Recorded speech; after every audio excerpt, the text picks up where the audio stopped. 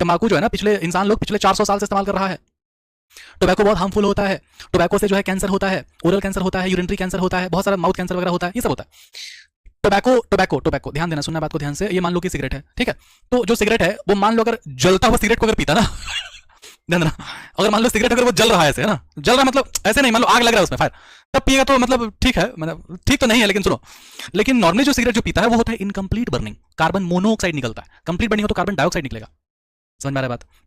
तो क्या होगा कि जो आपका टोबैको होता है उसको 400 साल से इस्तेमाल किया जा रहा है, च्यू करके, स्निफ करके, है ना, या फिर स्मोक करके, इस तरह से इस्तेमाल किया जाता है। उससे कैंसर होता है, उसमें निकोटीन होता है, और निकोटीन क्या करता है, किडनी के ऊपर जो एड्रिनल ग्लैंड है उसका मेडुला वाला पार्ट में, मतलब एड्रिनल मेडुला वाला पार्ट में क्या करेगा, एक हार्मोन को रिलीज कराएगा जिसको हम लोग बोलते हैं क्या, एड्रिनलिन और नॉर एड्रिनलिन। तो टोबैको में निकोटीन होता है, निकोटीन एक्ट करेगा एड्रिनल ग्लैंड पे, निकालेगा एड्रिनलिन या फिर नॉर एड्रिनलिन, और उससे क्या होगा, हार्ट रेट बढ़ेगा, ब्लड प्रेशर बढ़ेगा, इससे बढ़ जाएगा।